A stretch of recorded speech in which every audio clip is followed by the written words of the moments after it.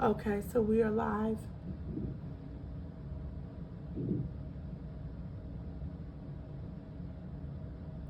You want to tell me how we got here?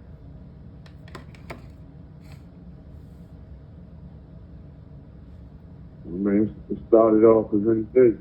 Um, June 4th, 2006, regular summer day. Um, just remember coming out the house. Um, my intention was to get back down North Avenue, to hang out with everybody. So I had to catch a back to get down there. So, you know, being in Park Heights, it's easy to catch a hack. So as I, was flagging down the hack, sure enough, the guy in my case, the victim in my case, he pulls up. When he pulls up, it's kind of funny because he was getting into it with somebody else. He had, he pulled it up and he got into it with somebody else. They got out the car. And I got in the car. When I got in the car with him, we talked, and I'm like, man, I want to go down here. I want to go back down North Avenue. So the thing about it is, he's kind of really confrontational from the jump about the price. Like, because back then, $5 got you anywhere. So I'm telling him I got $5. He wanted a little bit more. I told him I had 8. He wanted a little bit more. I'm like, man, listen, we're going back and forth over how much, I should give him. And then as we riding towards the destination, what I never told anybody is that he kind of said something disrespectful. He said something, he was talking, and he was saying something about, young niggas this and that, and it got to. And so, right then and there, I was like, man, I'm ready to get you. That's how I thought every young. And I was like, look, I had more money on. I said, man, matter of fact, I want you to take me down there, take me up here. And we went up towards another area where, my mother used to live at. Right. So as we got up there, I kind of like knew all the back roads and the little secret, the secret spots you can go to be, secluded.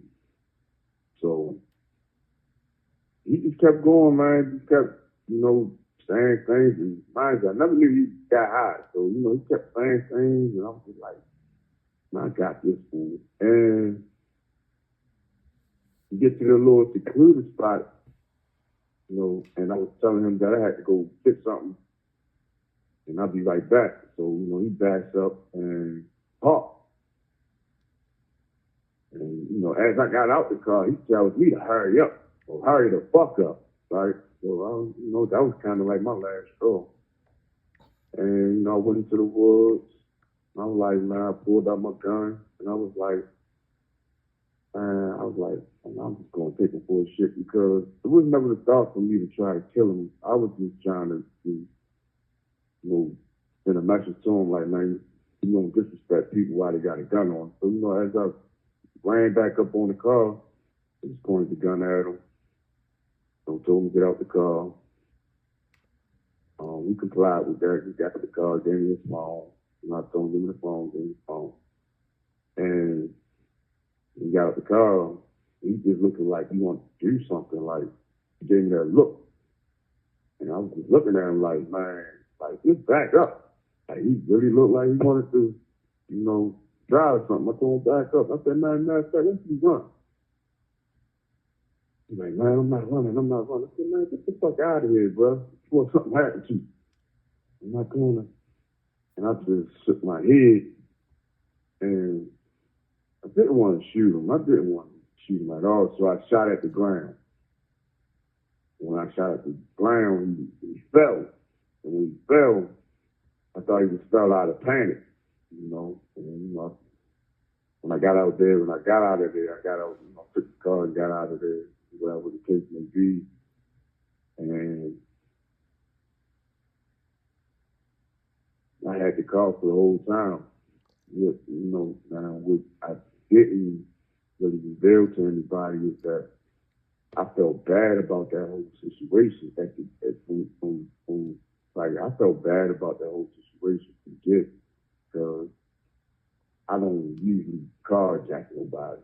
You know what I'm saying? I've never been really locked up or anything with carjacking type stuff, or even shooting anybody. So what I hadn't revealed is, man, I actually left, a couple days after driving around with the car. The car was in bad shape. I just felt like there's no reason to drive this car.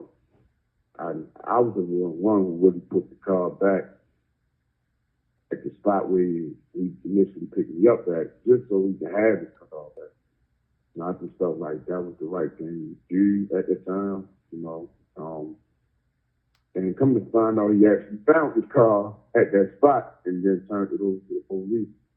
Police did the whole lab discussion and he lifted fingerprints off of it. And once they had my fingerprint, he was able to, they went to him and he was able to pick me out of a photo on June 29th, 2006.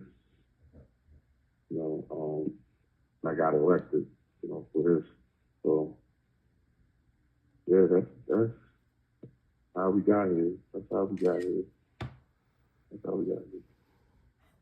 Okay, I'm gonna stop it here.